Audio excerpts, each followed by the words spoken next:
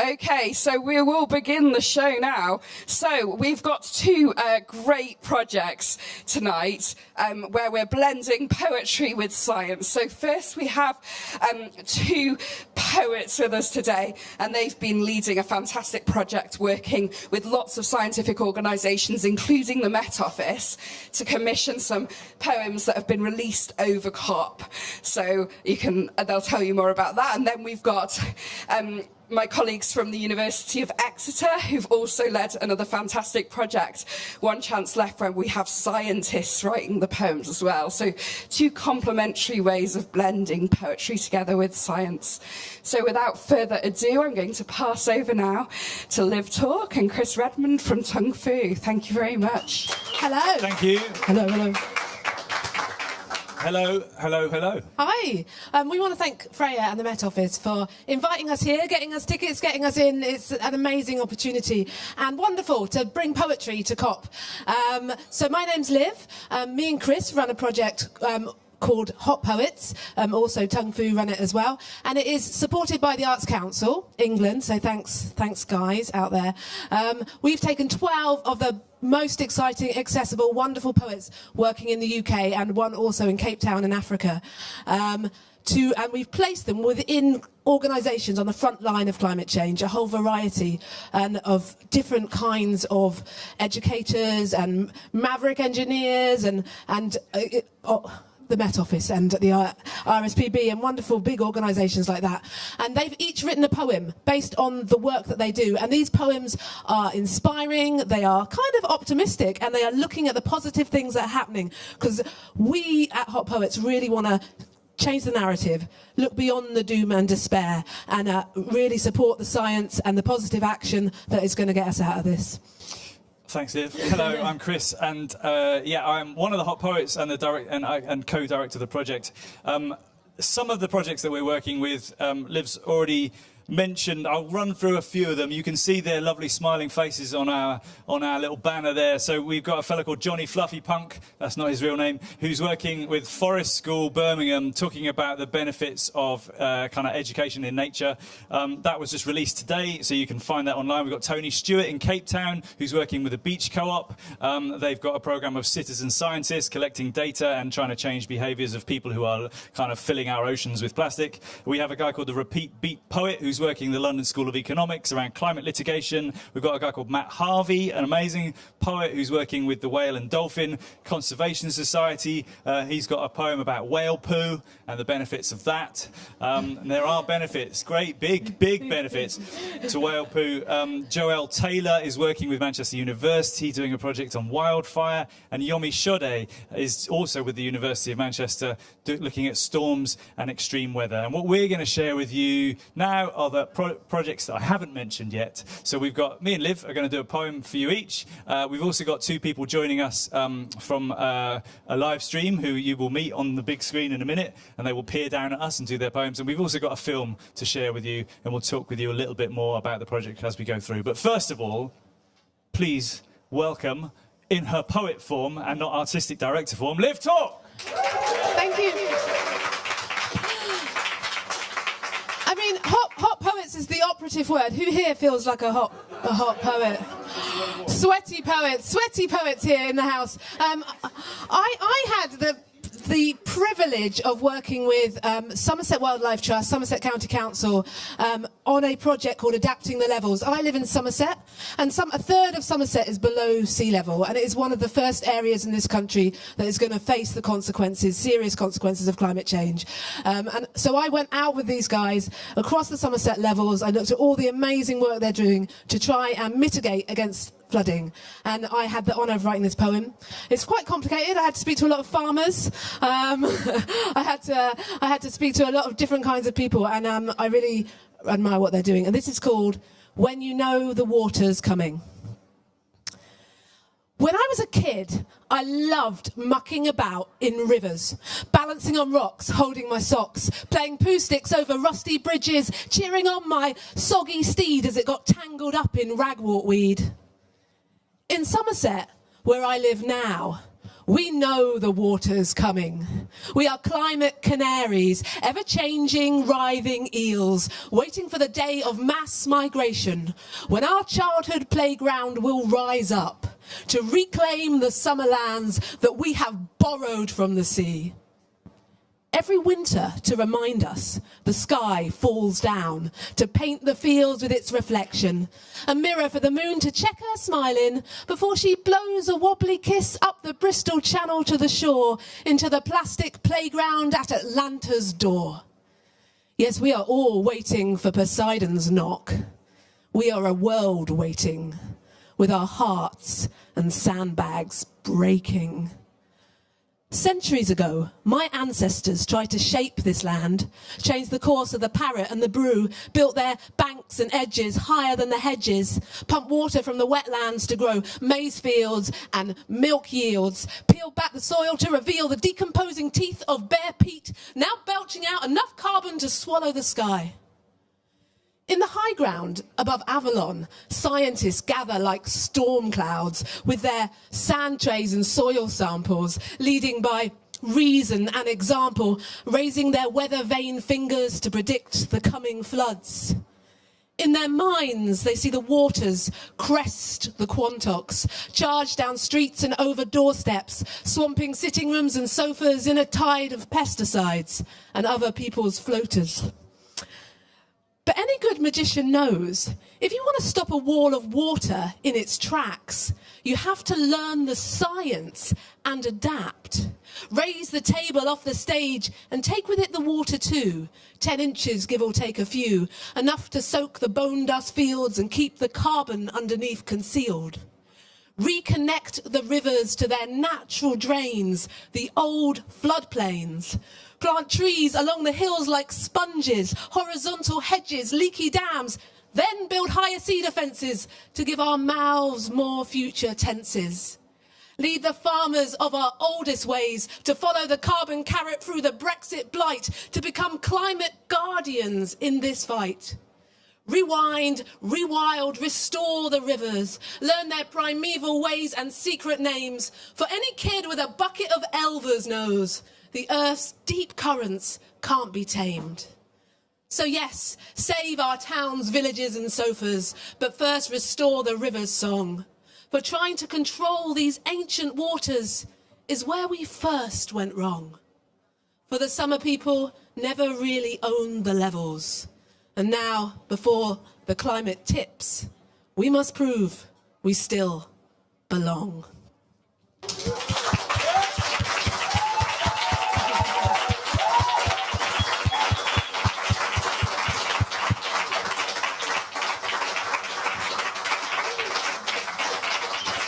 We didn't allow time for clapping, did we? Yeah. Thank you. It's such a pleasure to be able to bring that poem here to you guys at COP.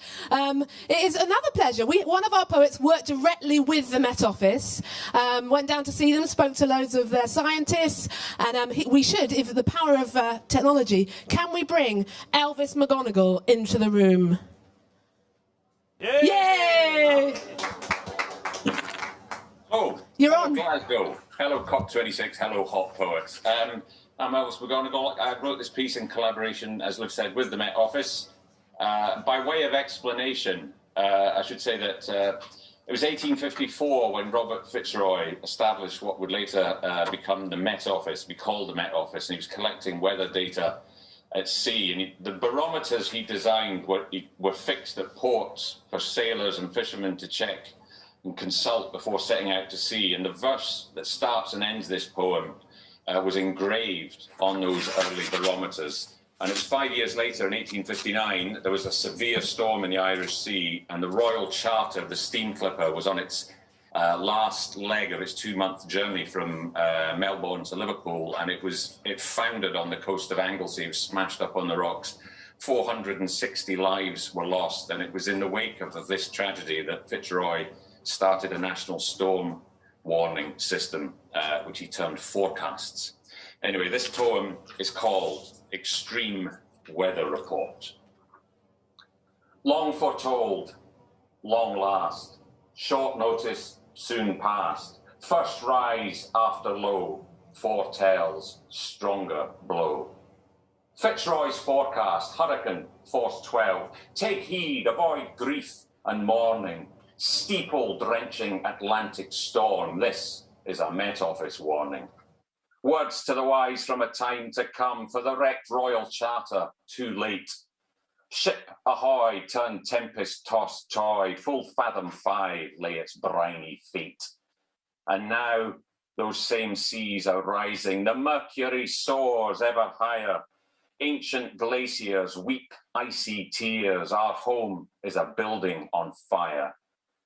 So, as we head through the century, there's a risk of some brisker typhoons, difficult conditions on the roads, howling cyclone and drowning monsoon.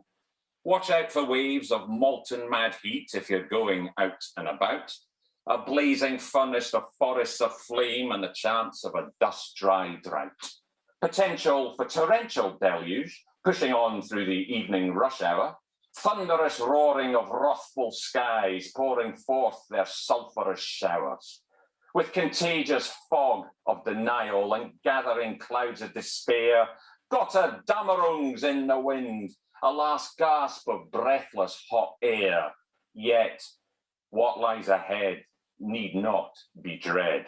Our tomorrows are not set in granite. Barometers, satellites, isobars, shared knowledge can rescue the planet. Inform better decisions with vision, more than building an ark to survive. We can adapt, walk the earth in new ways. We can transform the future and thrive. But our carbon ashtray brooks no delay. Fierce urgency must be our lodestar.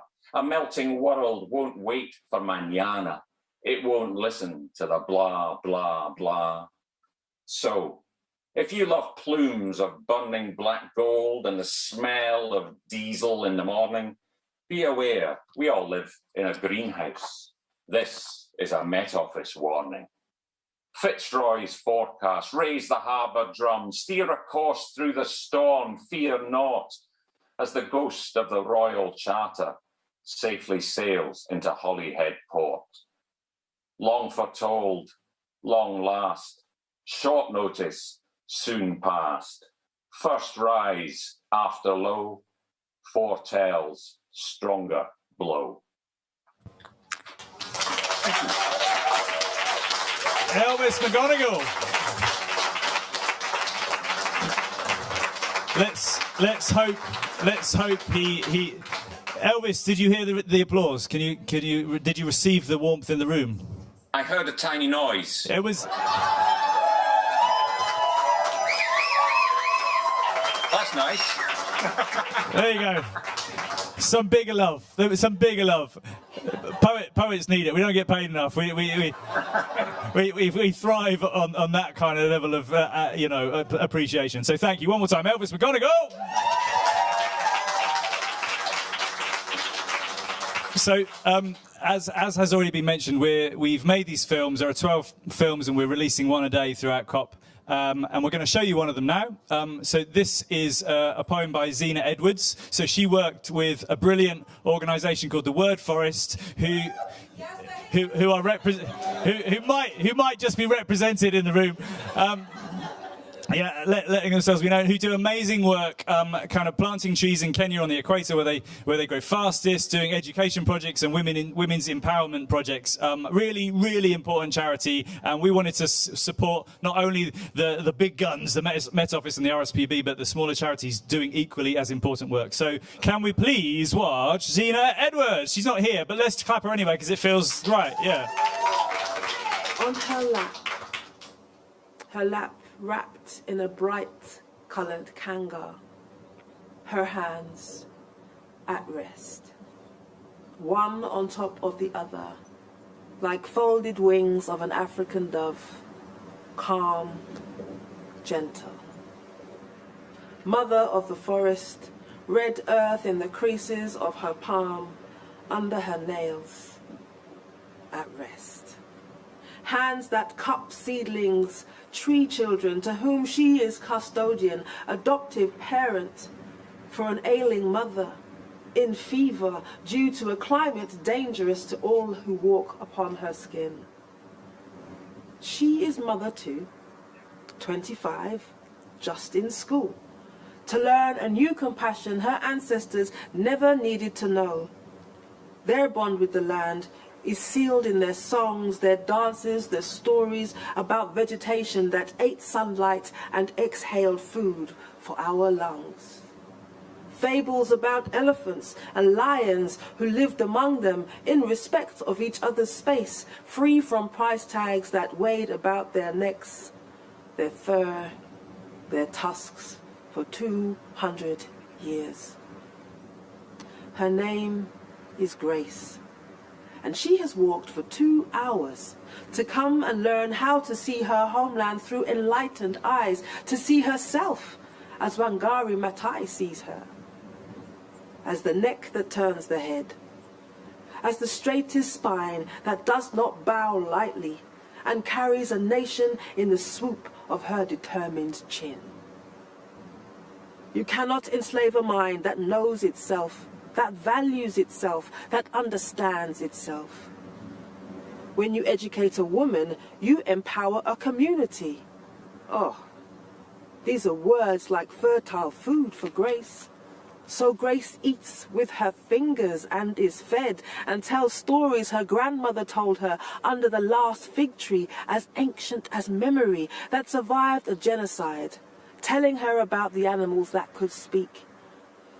And Grace plants a seed that remembers a lost culture, discovers her own genius for agricultural business, enjoys writing and maths. After carrying water, pounding maize meal, and holding a pencil for the first time, her eyes hold an ocean of green spreading into the future. She can feed her children with rich food now, from her own garden, whose soil she turned with her own hands, with a humble bow in her back, thanking the ailing mother. She sows into the mouth of each open row. She is proud that the food she feeds baby, wrapped tight to the beat of her heart, is ugali and plantain fed from her own garden, from her own mouth into theirs, to help them remember that they are ancestors returned, that they are children of the soil too.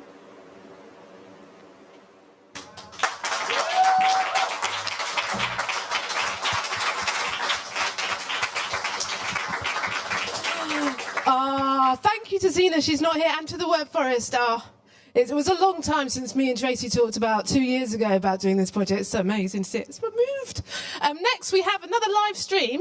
One of our partners was the British Geological Survey, and this is a poem called Geology Rocks by the wonderful Francesca Beard. We didn't just go to Kenya, we didn't go to the forest, we didn't just go to Somerset, we went underground. Is Francesca here to tell us about the power of geology?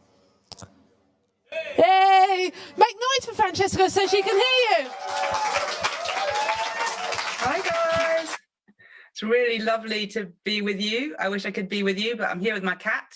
So really nice to see you. And yeah, this poem is with and for the British Geological Survey, and it was an amazing collaboration. It was honestly game-changing and life-changing for me. It's made me feel so much more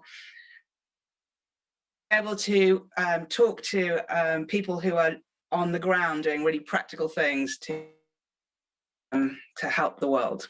Okay, here we go. I know you know this is an emergency careering towards doom, and that we all immediately need to stop everything we keep on doing, and our whole species is a disaster. But I have been talking to geologists, and I do feel calmer. Did you know? Once upon a time, two titans, Laurentia and Avalonia, Hulk smashed together to form the landmass we now call the UK. Leave, remain, everything changes. Way back when, we were all one supercontinent, Pangaea. Glasgow was equatorial, and the Pennines reached higher than the Himalayas, which hundreds of millions of years of weather grew size of the Sahara, smushing rainforests and swamps to coal fields and peat bogs. We live on a spinning, plate-shifting planet. Did dinosaurs know ice is a blanket, the sea a rocking cradle? Did you know, currently, the North Atlantic grows at the same rate as your fingernails? I know you know photosynthesis balances this atmosphere and there's too much carbon dioxide and not enough trees, but science is open source magic. If enough of us believe we can capture airborne carbon, store it safe beneath the seas for eons, time enough, all rise. I know you know that burning fossil fuel snuffs out species like extinguished suns, so only the memory of them shines in the mind, and we can't stop the juggernaut. Systems will cave in like collapsed mines. But those collieries scuppered in the 80s, leaving pit communities cold comfort, are now flooded, warmed by the earth's mantle, providing potential green gold mines of local power for thousands of families. I know you know rivers are running wild and dry, but nature underground, drop by tremulous drop, starry-eyed, towards itself through porous rock. Not even the rain has such soft hands. At any one time, almost all the liquid fresh water in the world is landlocked, can be found. Did you know that wind turbines hold rare earth magnets that are not rare, that are everywhere? Our home is our treasure.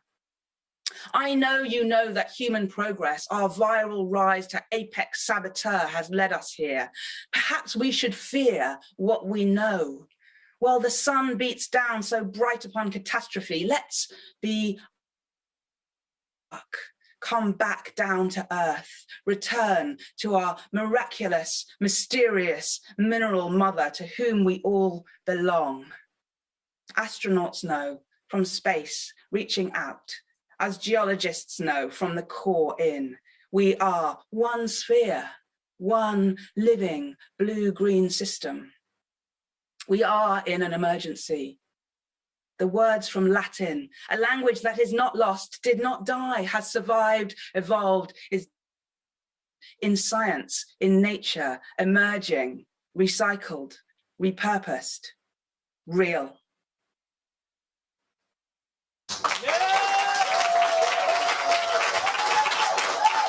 Thank you, Francesca.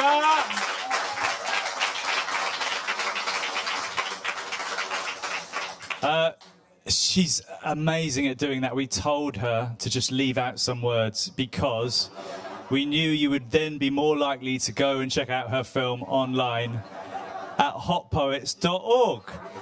At hotpoets.org, that's right, hotpoets.org. If you want to fill those gaps, that's where you can go. And you can also, we have a certain amount, perhaps not enough for one for every one of you, but you could share, because that's what we all need to do, isn't it?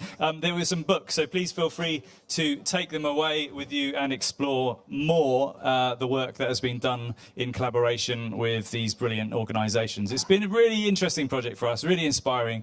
I'm going to finish our section before we hand over to One Chance Left, who are going to do another half an hour of brilliant poems inspired by science, written by scientists, which is super exciting. And I'm going to finish with my piece. So I read an article about a bunch of Dutch holistic engineers called the Weathermakers, who have a grand plan to regreen a huge area of desert based on something that's already been done in the Loose Plateau in China, where they turned an area the size of the Netherlands from desert into lush green landscape and gardens in the space of a couple of decades. And I read this article and I was like, what? This is enormous. We got to get them on the project. And so Liv just sent an email and they went, yeah, all right.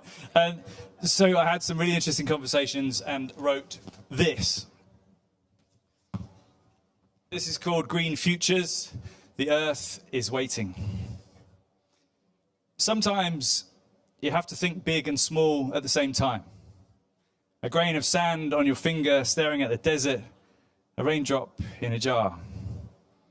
At the northern tip of the Sinai Peninsula connecting Egypt to Asia, there is a lake called Bardowell. 10,000 years ago, it's tens of meters deep. A bird and fish fest, green mountains blessed with rivers like arteries. Plants breathe, winds lift the sea's mist. Gift this Eden all the rain it needs. Life is abundant. Our ancestors do what our ancestors do. They farm, they graze, they plant crops, cut trees, grow their wealth and families. They take and sow and cut and grow until there aren't enough trees left to catch the wind or shelter from the sun. Rain's slow, soil dries, animals overgraze. Increasingly, it's more heat haze than sea spray. Fewer plants grow, soil washes down hills, fills up the lake. Today, it's 1.5 meters deep.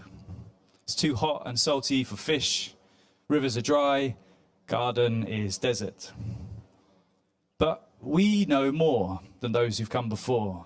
We have microscopes. We peer at isotopes and organisms. We study Earth's regulating systems. And some have learned that soil is not necessarily dead. It may just be sleeping. What if we could wake it? There are maverick engineers with magic eyes, looking big and small, examining weather patterns, soil composition, the position of the lake, and they think they've found what it takes to reboot this Eden. Sediment, fertilizer, sleeping in salt water. Step 1, wake the lake. Dredge it. Flush cold water in, hot water out. Fish will flourish. Plant salt marshes and wetlands. The roots will activate the soil. Birds will return. Step 2, regreen the land. In rows of greenhouses, desalinate the sediment in sun-powered water tanks. Flush with algae, bacteria, plants, insects, fish, each a giant petri dish of everything life needs. Each greenhouse seeds the steamy scene for a self-sustaining system.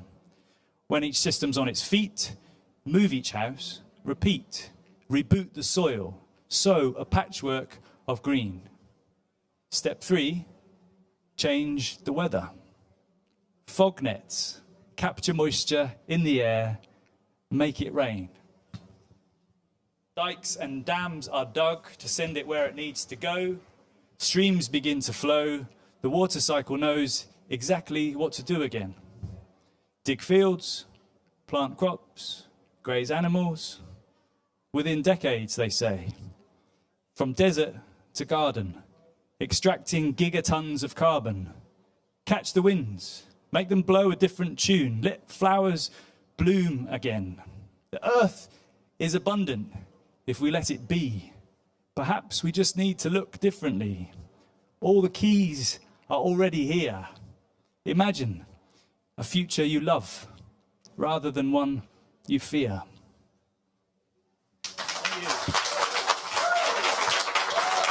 Thank you so much. We're going to be... Thank you so much. Thank you. We're going to be in the Resilience Lab tomorrow. Resilience Lab tomorrow at 11:30, I believe. We're going to be showing more films. We're going to be doing a little bit more of a workshop, talking about the project in a bit more detail. But right now, we're going to hand over to these wonderful humans from Exeter University and the Met Office. Please put your hands together and welcome One Chance Left.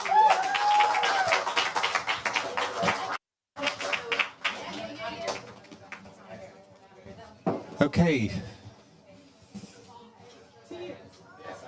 Okay, so let's hear it one more time for Hot Poets. That was amazing. That was moving.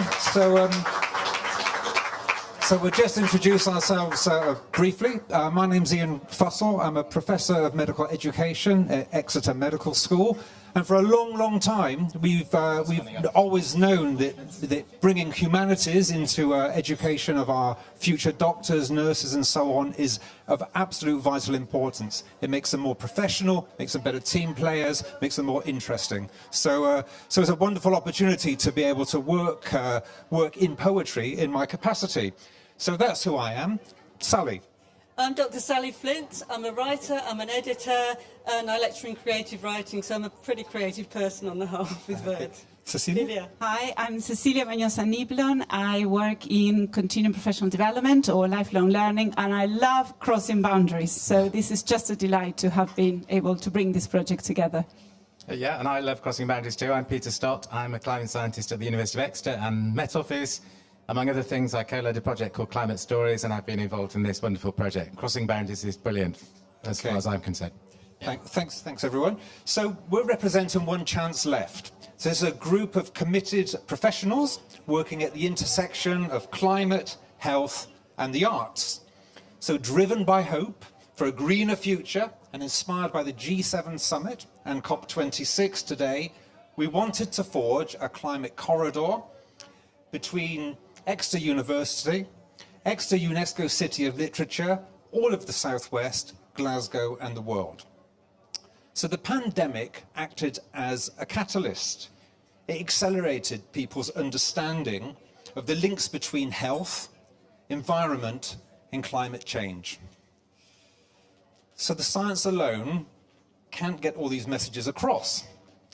Poetry has the power to connect facts, findings, and feelings to draw attention to the climate emergency. And that's what we've done. Sally. Well, you might think, how did we do this? It was tricky in a pandemic, so it was all pretty much done online, on Teams, or was it Zoom? We engaged 35 scientists and health professionals from the University of Exeter and the Met Office, brought them together in creative writing workshops. And we aided their writing by using powerful images, linking to their research, and as Ian said, they linked facts, findings, and more importantly, perhaps feelings about what they'd seen going on around the world. And I guided everyone through this creative process to find powerful words in a climate crisis. And it was strange, a kind of alchemy happened during these workshops until we had a body of writing that was then edited and sculpted into 12 poems for 12 days of COP26. So each poem is a weaving together of everyone's words, their voices united in the message that, like in a medical emergency, we have one chance left to repair and save what's left of our wonderful planet. Cecilia. Okay, so One Chance Left is a powerful wake-up call, a catalyst, a call to arms. We brought it alive by connecting our senses. See the poems by joining the One Chance Left poetry trail in Exeter and in Cornwall and digitally. Read the poems on the University of Exeter Green Futures website and on the collection of Libraries Unlimited in Devon and digitally. And purchase a copy on the University of Exeter. Listen to the recordings of the poems by prominent individuals from Devon, Cornwall, and the world, including Floella Benjamin, Baroness Floella Benjamin, MP Ben Bradshaw, students from West Ex School, University of Exeter students, youth activist Cassidy Kramer from Inupiaq community in Alaska, and many other voices. Musicians from the southwest of England have turned the poems into songs. Listen to them on Bandcamp and Spotify. And if that wasn't enough, we made a film. And today we are delighted to premiere this at COP26. We invite you to watch and connect with One Chance Left. Be inspired and partner with us to shape a greener and bluer future. Thank you.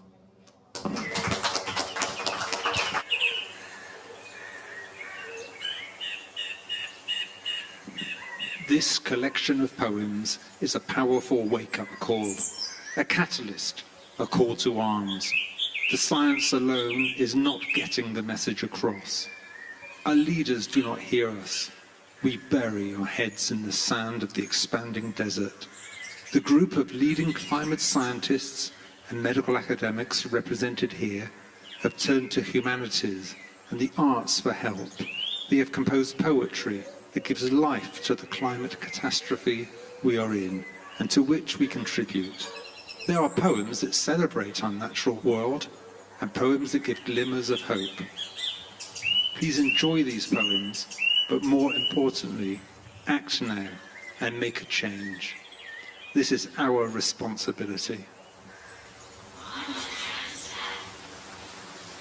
One Drop, read by Amelia Treble. We scan the sagging sky, the curdled clouds, heavy and sodden as sandbags that no longer stem the tide. Hunching homeward against the storm, faces stung. We feared the urgent rain would never stop, and longed for sun.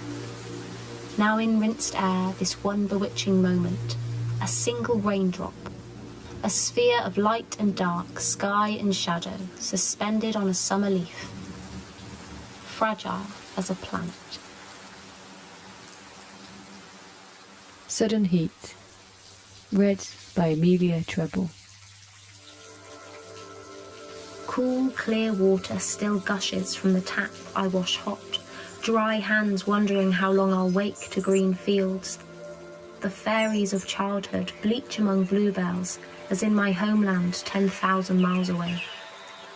Beyond the window, trees gasp as I breathe in.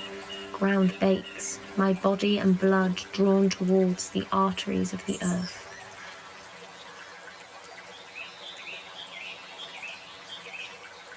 "71% Water, read by Amelia Treble. This sea, these wrasse, that oarweed, this granite, mussels, a crab, sand and salt, this floating heaven. A starfish feeds, filters, feels its way. Almost naked, I propel forward at one, at peace, in this vast soup, this liquid being.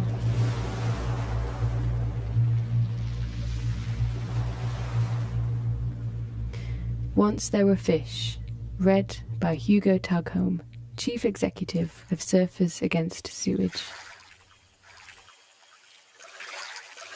Boats lie tethered on parched earth, hull swollen, paint peeling, like the blistered skins of fishermen on the run across a sudden desert, who have no choice but to pray for rain, scavenge a changed landscape, and dream they'll find at least a trickle of a stream or underground source that leads to a clean river flowing with more fish than plastic. In Our Hands, read by Amelia Treble. Decades ago, we played in sunlight, rolled glass across concrete, didn't worry if it cracked. From space, the earth appears a marble so small it can be blotted out by a man holding up a thumb. It's an orb absorbing dense fires, footprints in garbage-filled oceans.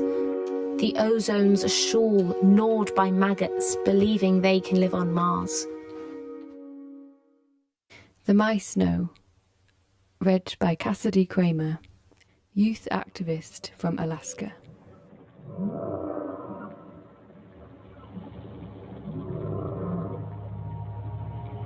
Will miss humpback whales. Murmuration swirling against Arctic sky. Black swans swimming and seaside piers. Waves that lap at a boat's hull. The crackle of barrier reefs. The Dead Sea. We'll remember traveling across the globe, driving fast cars, shopping till we dropped. We'll long for medicines that once saved lives. We'll grieve for the tap of a wasp on glass. Cut grass, leaves, snails, stillness, breaths we took without inhalers. The Gulf Stream, rodents hiding in burrows, creatures who smelt CO2 rising while humans couldn't. Planting Ghosts, read by Floella Benjamin, former Chancellor of the University of Exeter. In the gutter and choke, the gutters and poke, a plan is alive. To bring back hives in the city. Flowers will splurge in the hedge and the verge, they will blaze. But the earth is depleted, the plant roots defeated. We are phased. The planet is frying, species are dying as fast as we act. The beechwood was needed, built on and weeded. The odds are stacked against. But here come the bees. They hum all around, flying intrepid to where the ghost orchids were found. One chance left. Axed, read by Sonia Tabakovic. It's early and we're strolling in lush greenery where crickets tick and bright parrots chat. Paradise sings as crystal mist drips promise of fresh growth. When a growling sound fills the forest, we freeze, wait for the beast to strike. Metallic teeth crunch through the new life. We choke on sawdust, dead wood smoke clings to skin. In this desolate path from where we scream, stop! There is no hiding place. How to Pierce a Heart, read by Wenying Zhu, youth activist from China. It is her birthday. She's watching people buzz about tents, find food to cook, try to wash and hang laundry. Some children stay close to the campfire. Apart, she tucks a necklace of shells. Nana collected them as currency before the rolling swept every crevice. The waves took homes and hopes, swallowed them, spat out drags. Nana and Dada hurricanes gone. She and Mama were held, protected by palm trees. But there's no climbing here. Clouds darken, and empty shells no longer lift her heart. She wishes to be in heaven.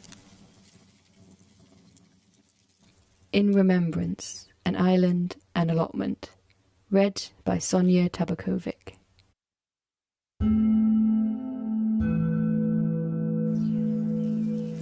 An allotment. We found a rusted spade, left-handed glove, netting tangled beneath blossom, soil-encrusted spectacles offered up by a self-seeded cleavers, poppy, horsetail, willow herb, dock and nettles, alongside strung bamboo, aqua dulce from damp pockets, pods growing in the shadow of brambles. In mud, a man toppled, was forgotten, overtaken by weeds.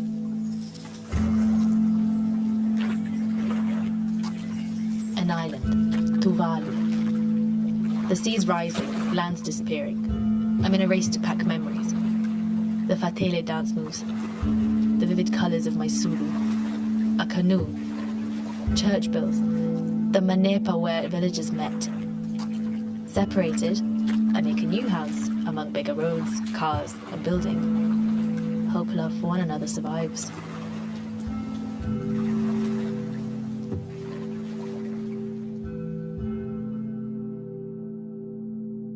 Messages in Space, Humanity Calling, Gaia Calling, read by MP Ben Bradshaw. Messages in Space. 1. Humanity Calling. So this is it, and all of us are on it. An almost perfect sphere floating in a black void. Scales impossible to tell as we tip and tilt, cling to hemmed cities and poisoned fields. We're nearly finished, unless we change. 2. Gaia Calling. I was once on fire. My oceans were gas, and the CO2 you're all now obsessed with was thick in the searing air. It dwarfed your measly 409. Watching what you do now, I don't despair. Even if humanity's wiped out, I'll celebrate turning my 5 billionth year. 5 Senses, One Chance, read by the novelist Virginia Bailey. You still have a chance, so see me. Permafrost rots, forest fires burn, rain pours and temperatures soar. Study my extremes, my rage, and learn. You still have a chance, so feel me. Pause, tread carefully with bare feet. Be touched by the loss of diversity. Ask, who will be left to write your obituary? You still have a chance, so taste me. The waters I filter, the food I supply, the bitter tang in your mouth as you reach for my skies. And breathe me. You still have a chance, so smell me. My wounds that won't heal, my gangrene. Can you catch the scent of danger, muffled in the blanket in which you've clad me? You still have a chance, so hear me. This is a plea from your resource, your host, your ally if you choose. What will be your legacy? Petrified promises and empty boasts? I'm listening. You still have a chance. One chance left!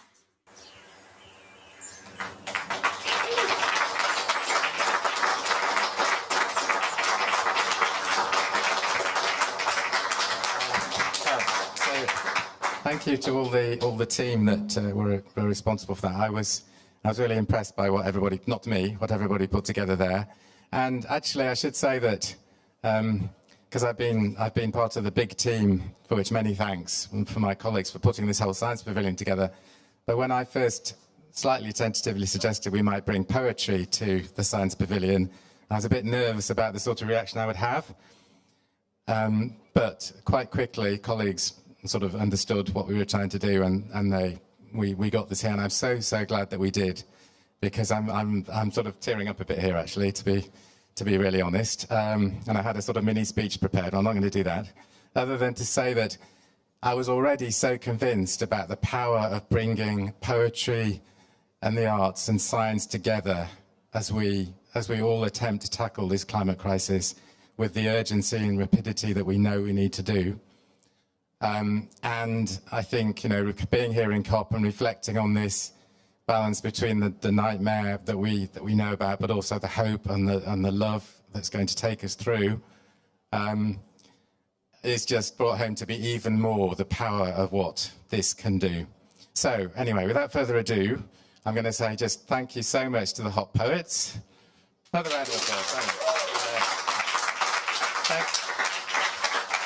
It was absolutely amazing, and we had a fantastic time with Elvis coming into the Met Office, by the way, which is amazing. Thank you to One Chance Left.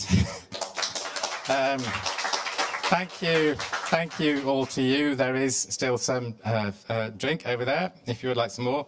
And the final thing I need to say is that Dave Hodgson's band is going to perform Sudden Heat for you as a final small present from us to you, and it's one of the poems that you heard produced by One Chance Left. So off we go to Dave Hodgson's band.